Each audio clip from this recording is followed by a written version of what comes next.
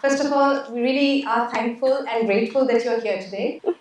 It's the middle of our course, business communication course. We're segueing from oral to written at this moment when you're here.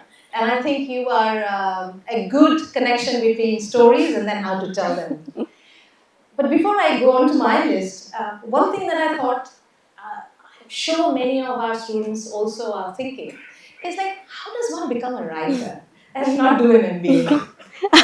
Well, first of all, I just want to say thank you for having me. Thank you for taking the time to spend time with my work, and all of you for being here this afternoon. How does one become a writer? I think for me, India is a big part of it. I grew up the child of South Indian immigrants in the American South in the big city of Atlanta, which is home to corporations like Coca-Cola and Delta. But CNN. CNN, yes, importantly.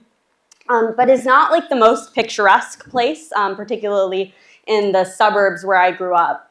And I think I grew up understanding that I found my life really quite boring. And I knew that my parents were from someplace else. And the knowledge that I came from someplace else, I think made me feel a little bit like an outsider. A lot of children of immigrants and immigrants in America have this feeling, this sense that there's something more where they came from.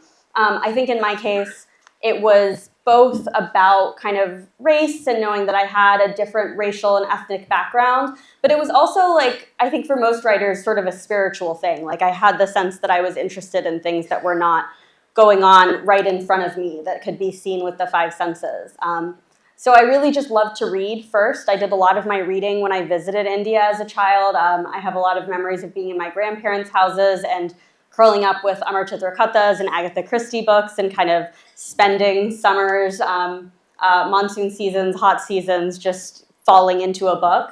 I think that's how most people become writers, is they were readers first and they were just curious about some beyond. I'm sure it's a similar story for you too. Yeah, we are going to talk about reading in a while, Yeah. as I've mentioned to you earlier.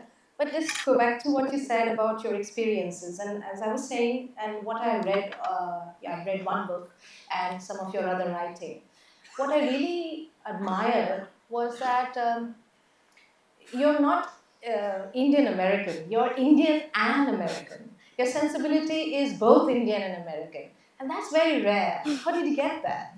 That you said that to me, and I think that means a lot to me because I think a lot of times, particularly for Indian Americans who come back to India, there's a feeling that we're sort of in between. We're not American enough. We're not Indian enough. And so I came to Bombay and spent part of my 20s here in part because I really wanted to feel like I belonged here as much as I do in America. I'm not sure I've totally earned that level, but I mean a lot of it has to do with just reading and living like intellectually in both worlds, being kind of constantly in touch with what's happening in Indian society and Indian arts and Indian politics, in having a sort of emotional and intellectual connection to India. For me, that also meant like learning a lot about aesthetic traditions in India. There are just so many rich traditions of dance and theater and poetry. And so I turned to those things because I felt like that was part of my heritage and I wanted to understand it as much as I wanted to understand all of the American literature that, I'm surprised you knew about Majaz and Lucknow, and that is amazing. Let's go into a little bit deeper about your writing and that process. So your novels weave the surreal into something very real, sometimes very real dilemmas. And you use magic realism as a way of your writing. So how do you do that? What draws you to this very uncanny elements to explore, and then you bring about something very real and very, you can touch and feel almost?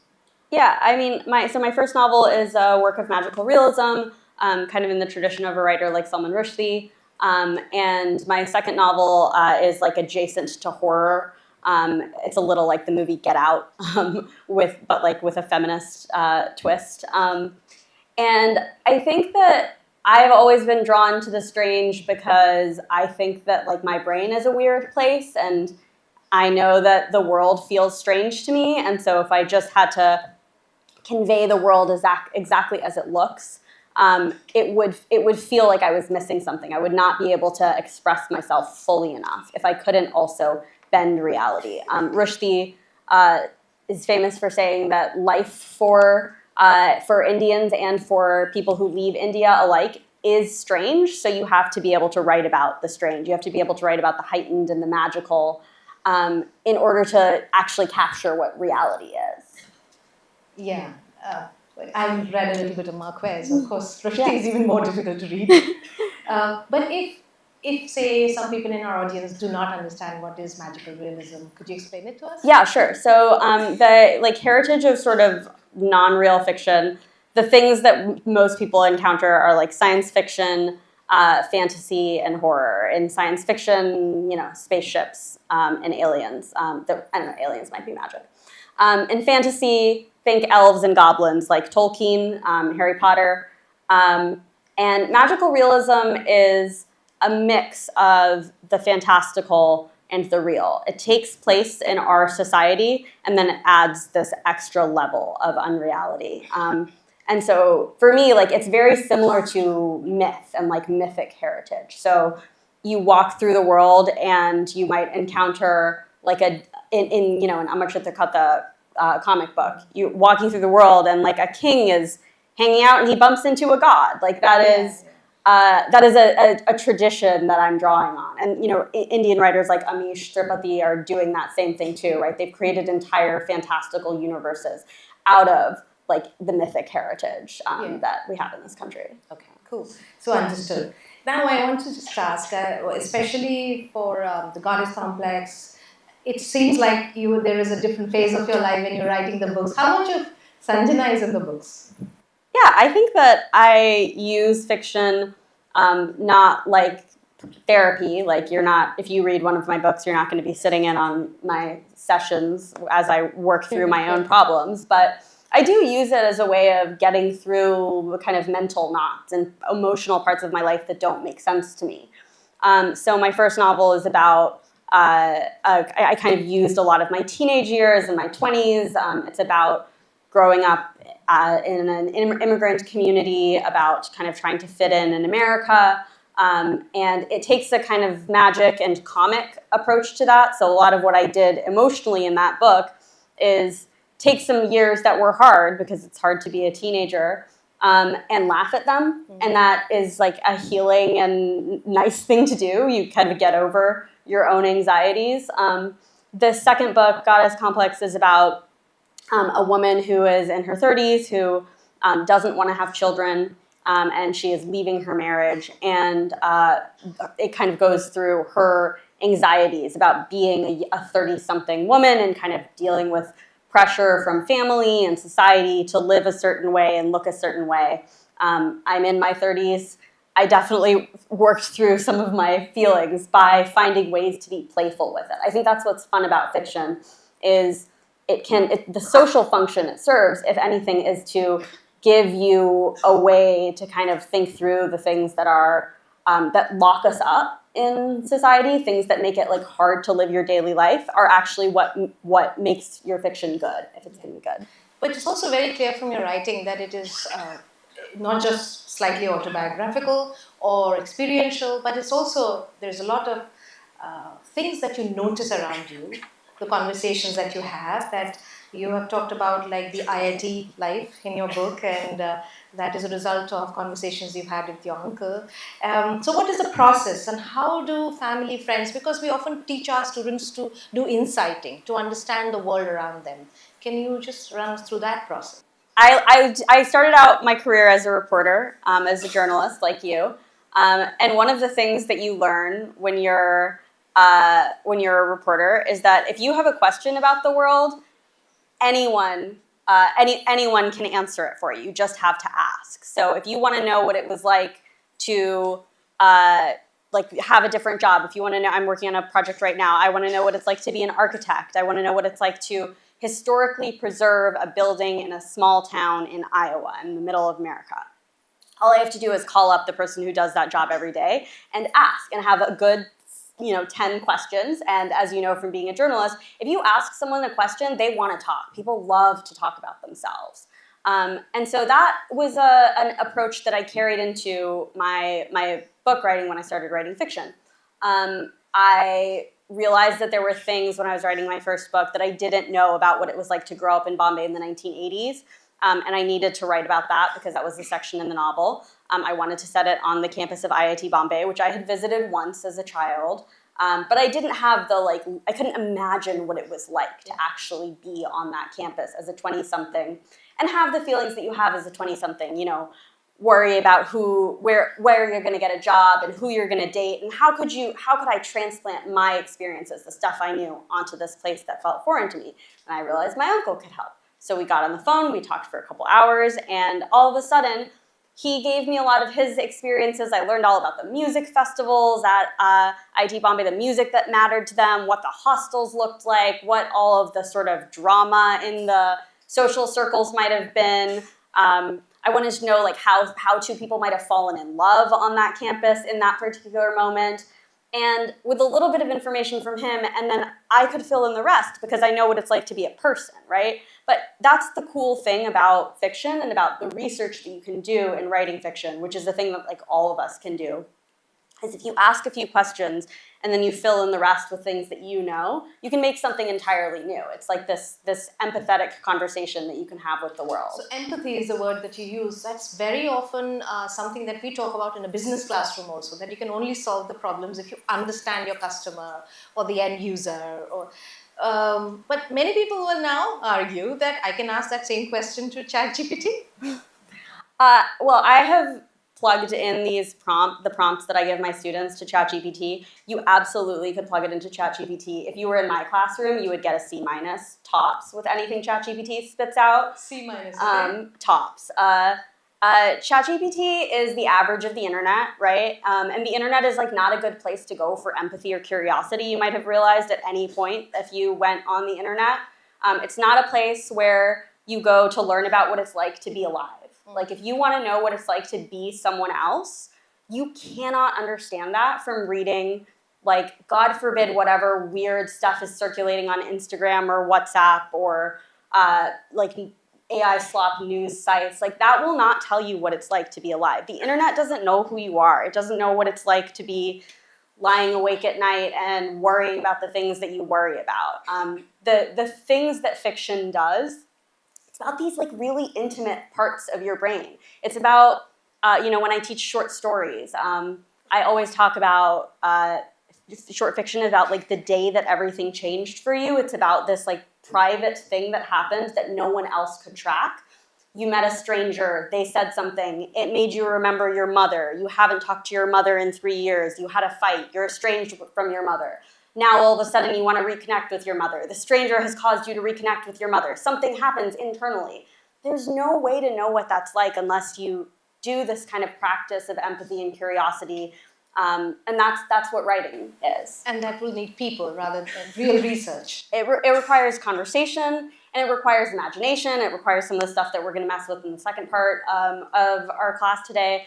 But it can't be accessed by averaging the whatever stuff is already out there. And in fact, the definition of cliche, right, is you've seen it a million times before. And you're not going to learn something new from something you've seen a million times before. And that's all you can get from things like AI right now. Yeah. Okay, so something new you cannot get from the internet. Mm-hmm. What about old? And we have a couple of history professors in the room. You went back to really researching on the California gold rush for your book. Tell us a little bit about how history teaches you about ambition, migration, pursuit of success. Sure, yeah. I did do a lot of historical research for my first book, but I did it before I was married to a historian. So it was all very amateurish. I don't know if it would hold up to rigorous study, but I was very curious about Indian histories in America in the 19th and 20th centuries. So for those who don't know, there was a period in the 20th century where no Asians were allowed to enter the United States. We were not allowed to become citizens. And we were not allowed to enter the United States at all. Like now. Yeah, not that dissimilar. Of course, people find a way in. So I was very curious about those, the years in the middle of the 20th century when people weren't supposed to be there, but they got there somehow. And so in my early 20s, I lived in California, in San Francisco. And I learned about this history, this kind of secret history of Indians arriving in port cities. Many of them arrived in New York, some of them arrived in cities in Louisiana, some of them arrived on the West Coast, more of them on the East Coast. And they would be working on a ship, and they would jump ship and hide in American communities. And we don't have as many records of them as we should because they told people that they were African American or Puerto Rican. They basically just passed for other people. And they just slide into these like invisible parts of history. And I thought that was so interesting. I think the idea that there could be someone who any of us are related to who has just disappeared into the past is so fascinating. And that's what happens when you deal with the histories of people who were colonized or oppressed. Like we don't get to know our own history. It's sitting in the British Museum somewhere, right? So I thought that was really fascinating. And when I was working on my first novel, which deals with gold and the gold theft, I wanted to have this little foray into the American gold rush, which in the 20th century and in the 19th century. And I wanted to know whether there had ever been Indians in the gold rush. And there are not a lot of records that suggest that Indians were arriving in the US that early, partly because it's a really long trip to get to California. A little bit faster if you want to you can imagine getting on a ship to the UK and then getting from the UK on a ship to New York. To get to California, you have to go the other way. So you would have had to get maybe to Singapore, maybe to China or Hong Kong, and then somehow get all the way to California. So it seemed unlikely. But I dug around. I used archives that I had like vaguely learned how to use in college, but I mostly kind of self-taught myself how to, search. But I went into like the Library of Congress's digital archives. I asked a lot of people who knew better than me. I asked some friends who work on something called the South Asian American Digital Archive, which is a really good resource. And together, we ended up finding these headlines of Indians who were in the gold rush, but we still don't know their names, right? You would find these little snippets, like here's a man who was caught stealing gold from a camp full of Germans and Frenchmen, and the angry Frenchman chased him. We don't know his name because we only have the account from the French side. Here's another little clipping of a little paragraph-long death announcement, and the headline was, "An Hindustan found dead in mining camp." The man has no name. We don't even know if he is a Hindustan, as they say. He could have been Egyptian. He could have just been a brown guy. He could have been a Native American for all we know. But the idea that maybe was there really, really intrigued me. And so this, would not be good historical research. You should not do this for your history class. But if you're in fiction, you can make it up. And so in my case, I decided to kind of imagine my way in. But it is the kind of research that you can do only if you look past page 1 of Google. You have to go to archives or digital archives. You have to ask for help, and you have to look for primary sources in order to understand these things. So some of my students must be wondering, why should you do this? If you're not writing a book, how do you, the thing about curiosity is if the initial excitement fades, which it does, how do you maintain it? Book writing is very complex. How do you maintain that curiosity? I think there are 2 questions in there, which is like, why should you care about writing if you're not a writer, and why should you care about reading if you're not a writer? Ultimately, it's your business what you want to do with your brain.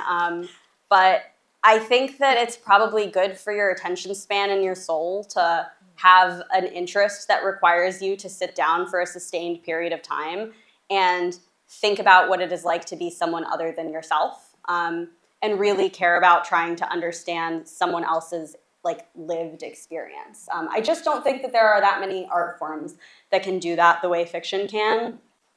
Fiction can make you just more curious and empathetic. It can make you kinder to other people if you digest it properly. I'm not saying I do. I'm no saint, but I think that's what reading can do. And I think writing can develop that practice on sort of the other side, right? There's something I often do with my students in college. They'll come in and they'll start writing a story from their perspective.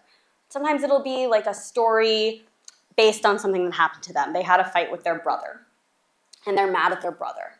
And they tell the story of the fight from their perspective. And it's very self-serving because they already know that they were right and they have their worldview, and they're very entrenched in their worldview.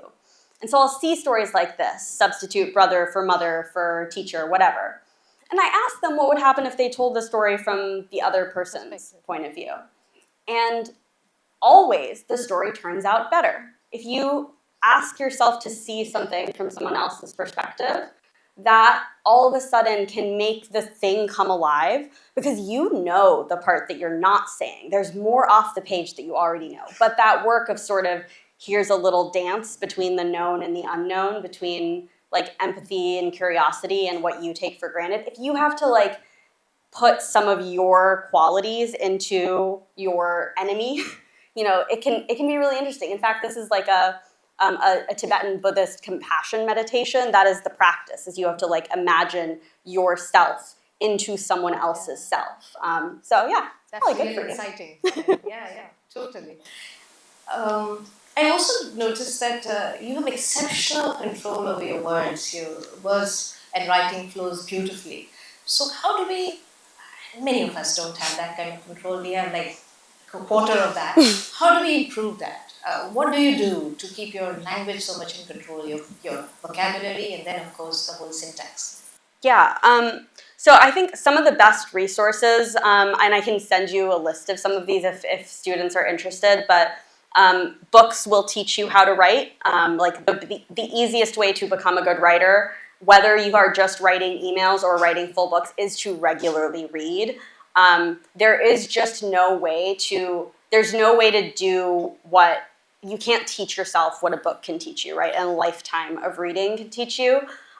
So if you are regularly sitting down with text in front of you and seeing people who have lifelong like practices of control over their language, as you say, it will seep in. Like there is just nothing like the kind of 10,000 hours principle, right? You read enough, your writing will get better.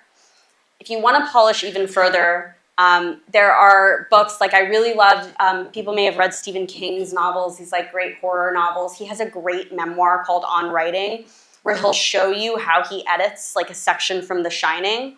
So he'll say, here's a good example. She picked up the water glass with her hand. What is extraneous in there? Is there anything that I don't need to say in that sentence? Yeah, what else would I be picking it up with? My hairy tentacle? Like there's no alternative, right? It is, I picked up the water glass. So learning to cut what is extraneous is really helpful, just seeing that's extra, that doesn't need to be there in order for me to get my point across. Doing that 1,000,000 times over is how you edit yourself. Right. Working in journalism is great because someone else is doing that for you.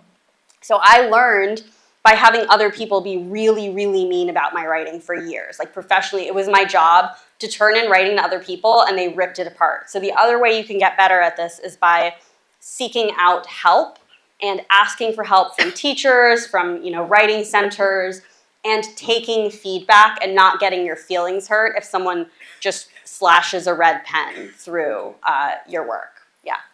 Let's talk a little bit about storytelling, because we do storytelling and we talk about it in an MBA classroom because it's a skill and it can be used in any profession, especially when we're trying to communicate better in business. You've been a journalist and a novelist. How can we, develop this like a muscle?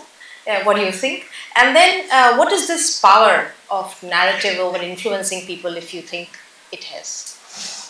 I mean, I guess I can just speak generally to how I learned to have, I think, good instincts around storytelling, which is not just reading all the time, but also like watching television and noticing television, watching films and noticing films. I really think a lot about structure, like what is happening when you start a sitcom episode, right? There's something that happens in the first couple of minutes, the first minute roughly, and it has to be like a little quick joke that reminds you who all of the characters are and makes you realize that you're going to laugh over the 30 minutes of watching the sitcom. And then the credits play, and then we're in the rest of the show. That is a structure. Like that structure of storytelling is how a lot of speeches work. Like if you go to a banquet and you hear an important person speak, or if you like listen to a political candidate, maybe more in America, tell stories. There's a little joke to warm the room up. Then you let people fall into the rhythm of listening to you.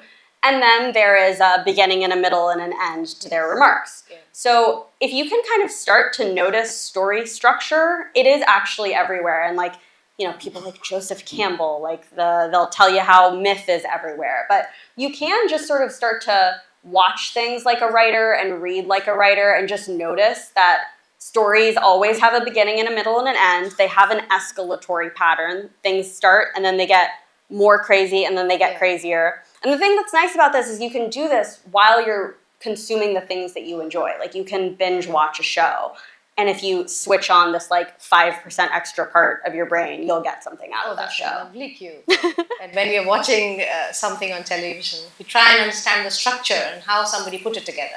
Yeah, I binge watch the same shows all the time, and I always get something new out of it. And I just justify it by saying it's my job because I also write television.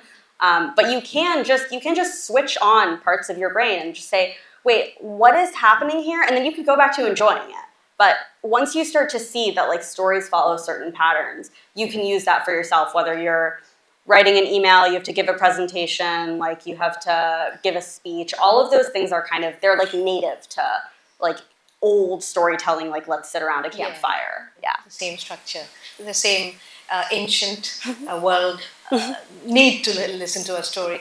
How does data and facts play a role in the storytelling? I mean, when I was a journalist, I feel like, there's always, so again, to give you another structure that you can always steal, this is how press releases are written because press releases are made to look like journalistic articles. Yeah. You open a piece of media with what you call a lead in the journalism industry. It's a little anecdote, or it's a splashy line. It's something to hook the reader's attention. And then the second paragraph is what in journalism you call a nut graph. In magazine journalism you call it a billboard paragraph. My early teachers called it the who, what, when, where, why paragraph. Just the facts, man.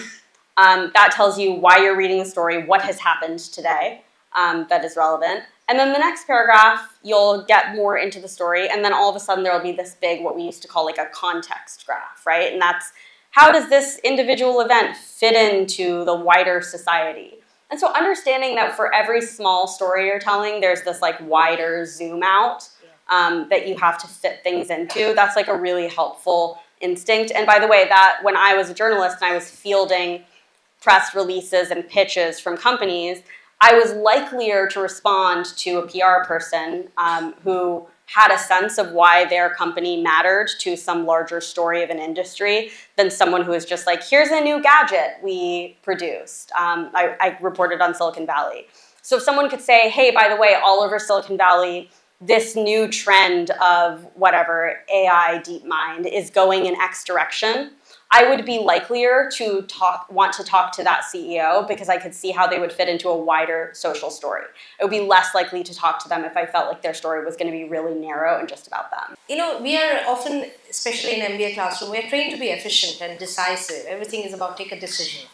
But in your work, and I read some of your non-fiction as well, it is about lingering in the question. There doesn't have to be a definitive answer. We can challenge things and this uncertainty can also be valuable. How do we balance this efficiency versus curiosity? I mean, I might be the wrong person to ask there because I don't have to be very efficient in my life. But I think hopefully maybe what we're going to do next will be part of the curiosity. My work involves spending a long time in my own brain and only then producing work that's really, really, really ready. So I guess all I'll say is if you're going into business and you want to use the part of your brain that is a little bit slower, reading and writing and kind of having that practice, it's almost like having an exercise practice. It's just using a different part of your brain that can, counteract some of that speed in day-to-day life. Okay, I've come to some of my last questions and I'm going to open the room for some questions from the students also. We know that there is a TV series coming out of your first book. We don't need to know much more details, but ideally, who would you like to be cast as the lead character? I've been working on the adaptation. It's part of there are many, many, many steps before things get made. It may never get made, but you have to create like a slide deck, a pitch deck, to sell to TV studios. So for that, we used my first novel has a character in it who we meet him when he's 15, and then again when he's 25, and then there's a female character who we meet when she's 15, and again when she's 25. For the male character, we used Dave Patel, partly because we had pictures of him when he was 15, and then again when he was 25. And for the female character, we used Charitra Chandran. She's the girl in Bridgerton who's not Simone Ashley. Yes. She has kind of the like accessible, open, like girl next door face. So those were our people, and then our I think for the mom we used Sarita Chowdhury, who's great. And she's had none of those people have agreed to appear in my. I use that without their consent. I'm not saying those people have been cast. Okay, I had a few like quick rapid fire type of questions. Fiction or non-fiction? Fiction. Okay, cool. Favorite word in English?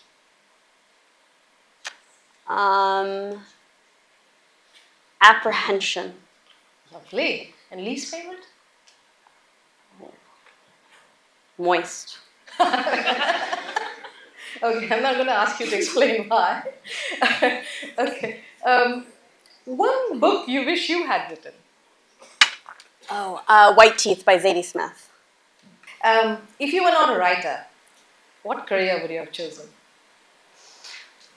I mean, I think I was told in college, if you can do anything else, do that. Like, don't only be a writer if it's the only thing you can do, which I think is really good advice. I don't know. I maybe would have tried to be a lawyer. I don't think I would have been very good at it. Oh, you were a good debater.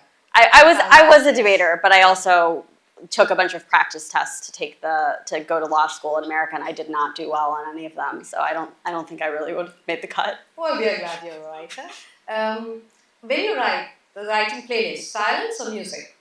Oh, I write in relative silence, which is annoying because I'm about to play music while I ask you guys to write, but there's a reason for that. You'll have to explain why, yeah.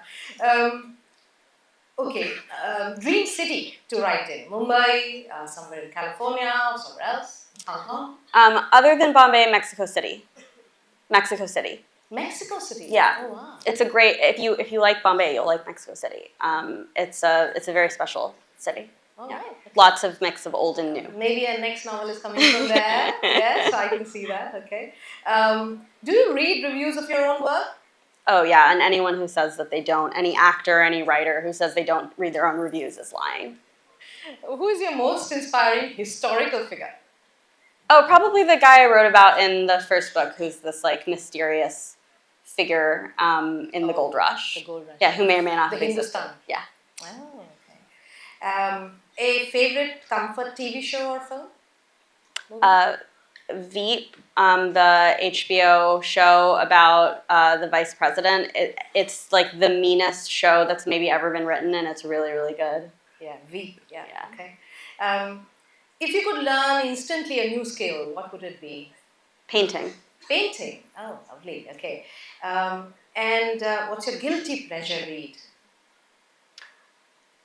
I don't really have guilty pleasure reads anymore. I guess I have read Harry Potter about 1,000 times, probably. And when I'm practicing, lots of Harry Potter fans, yeah. Fans in the room. When I'm going to Mexico, I listen to it in Spanish, which is how I practice my Spanish. So like it's an audiobook. Mm-hmm, yeah. Okay. So now a few books or authors you could recommend, and you think everybody should read. Because I often get asked, what should we read? You tell us. Yeah, so Zadie Smith is one. White Teeth came out in 2000, but it feels extremely contemporary today. There's a novel called A Tale for the Time Being by Ruth Ozeki. She's a Japanese-Canadian writer.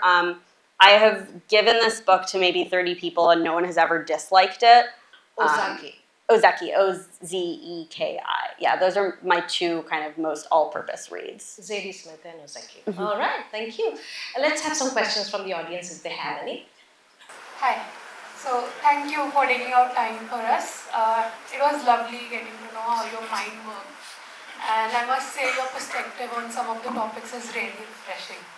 So my question to you is, the way we read has shifted dramatically in today's world of digital distractions and small attention spans.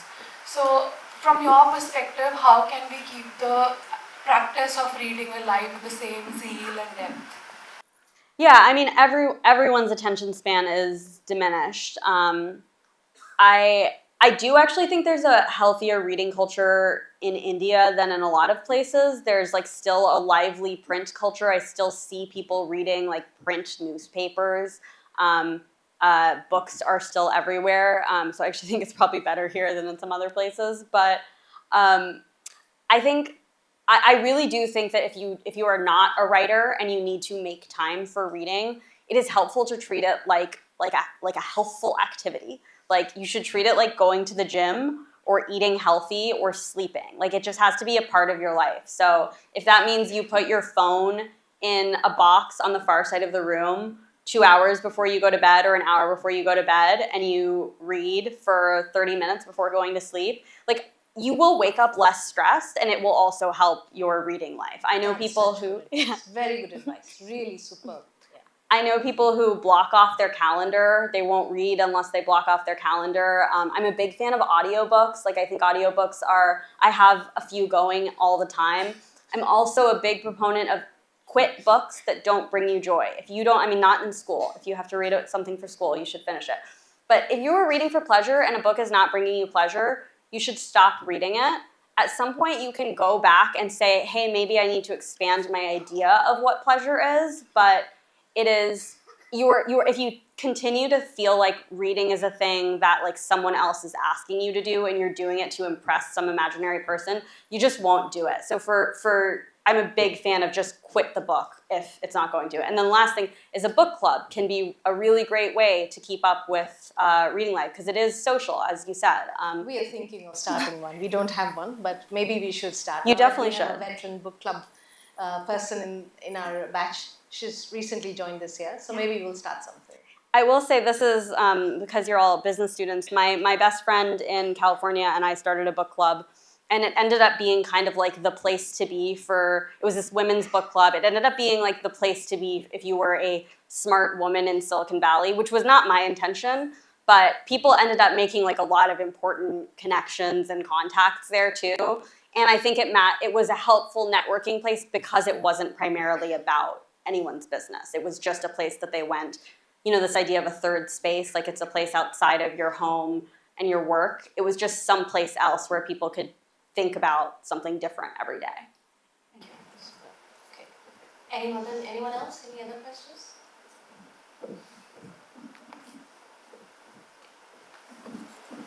Hi, good afternoon. Ma'am, earlier you spoke about how the internet is just the average of things. And yet, in the world of AI that we live in, the technology does have the potential to absorb all the creative art forms that are currently existing and come up with something new with some amount of novelty added on its own. So if I were to feed a model with all of the content that, let's say, Agatha Christie has written, it has the ability to produce a novel that might even be better than something that Agatha Christie might have written, right? So in that kind of society where we are headed, how would AI-generated art form find place in our society?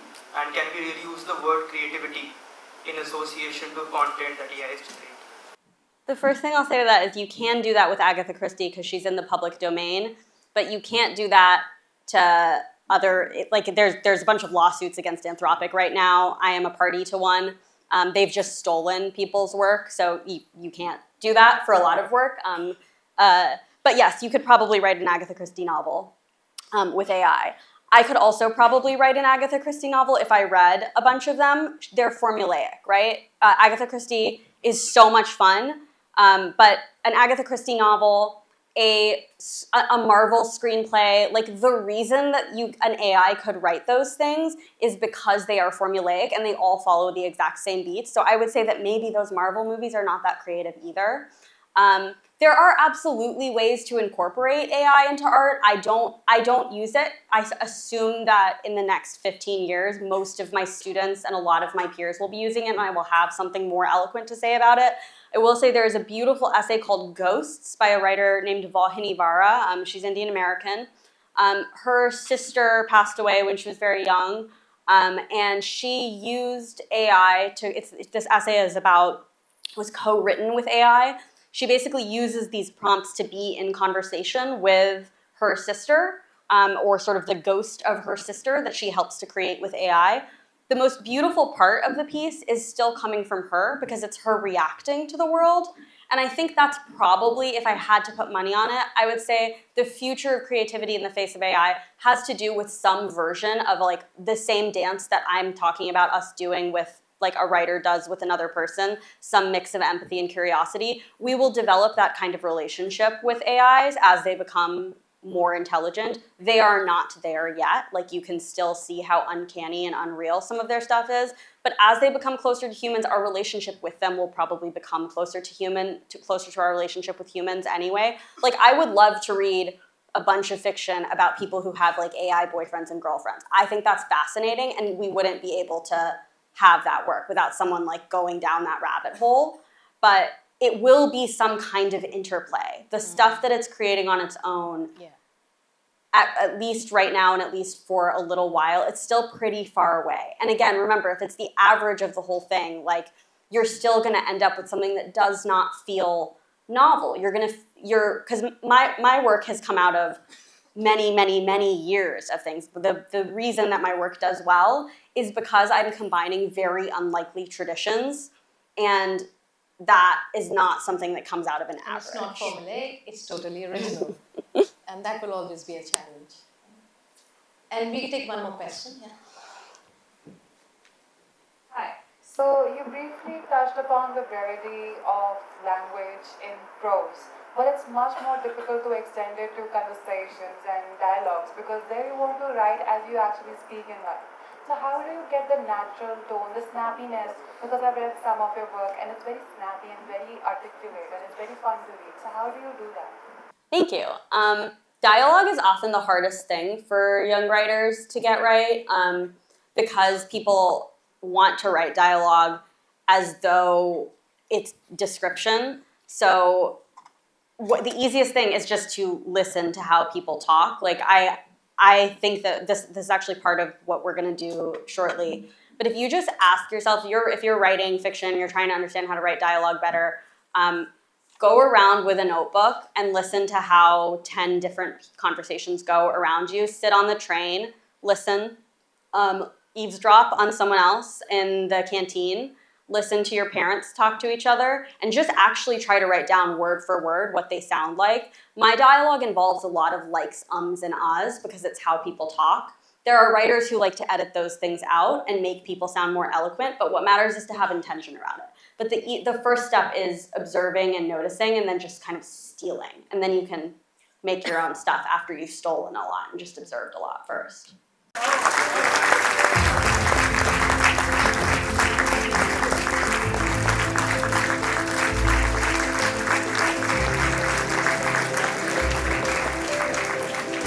Thank you guys for being willing to try something, and thank you, Vineeta, for taking the time.